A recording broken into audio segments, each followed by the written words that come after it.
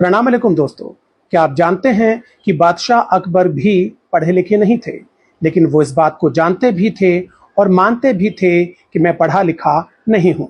इसलिए उन्होंने मुकम्मल सियासियात यानी एंटायर पॉलिटिकल साइंस की फर्जी डिग्री हासिल करने की कोशिश नहीं की।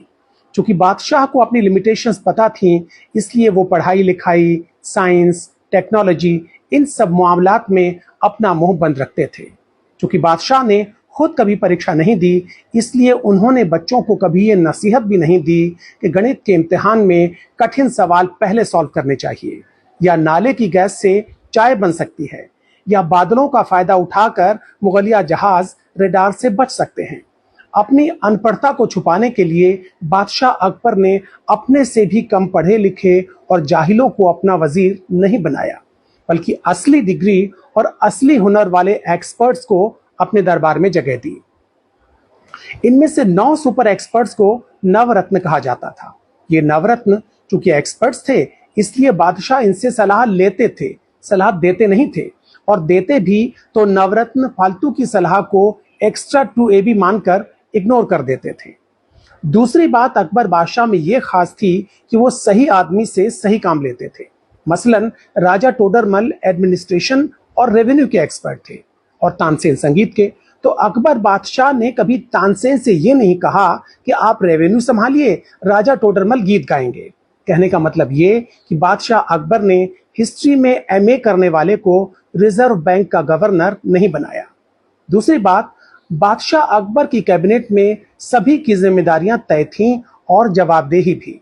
ये नहीं कि रेल का मामला हो तो खेल मंत्री जवाब दें, खेल के मामले में तेल मंत्री बोलें, तेल के मामले में जेल मंत्री बयान दें। बादशाह अकबर के मंत्री अपना अपना काम किया करते थे, खो खो का खेल नहीं खेलते थे। बहरहाल बादशाह अकबर ने सड़कें बनवाई, शानदार इमारतें बनवाई, सराय बनवाई, बहुत कुछ बनवाया, लेकिन जीते जी अपने नाम से जलालुद्दीन मोहम्मद अकबर स्टेडियम नहीं बनवाया। उन्होंने कभी अपनी नाकामी का ठीकरा अपने बाप हुमायूं के सर पे नहीं फोड़ा। अच्छा, अकबर के दरबार में हमारे एक पूर्वज व्यंग्यकार यानी सैटारिस्ट भी थे, आप जानते हैं, उनका नाम था बीरबल।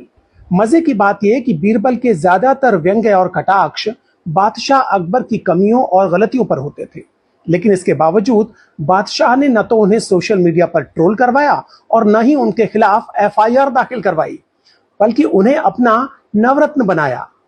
बादशाह अकबर भी दिखने में अच्छे नहीं थे, लेकिन उन्होंने न तो प्लास्टिक सर्जरी करवाई और न ही रोज 2 घंटे मेकअप के लिए दिया करते थे।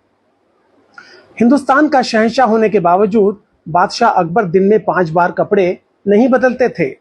बादशाह अकबर गलत फैसला देने के लिए मुंसिफ और काजी पर दबाव नहीं डालते थे, रियाया से किए हुए वायदों को भूल नहीं जाते थे, सब कुछ एक्चुअल और ओरिजिनल करते थे, पुरानी योजनाओं के नए नाम नहीं रखते थे।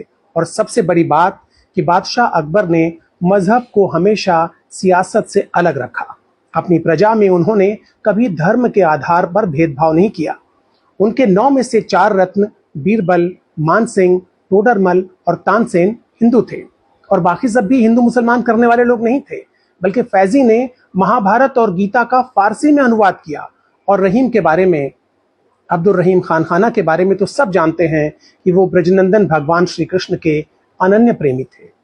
तो इस तरह बादशाह अकबर ने साबित किया कि राजा अनपढ़ होते हुए भी महान हो सकता है, बशर्ते उसका दिल साफ हो और सोच बड़ी हो, बशर्ते राजा झूठा, मक्कार, धोखेबाज और नफरती न हो।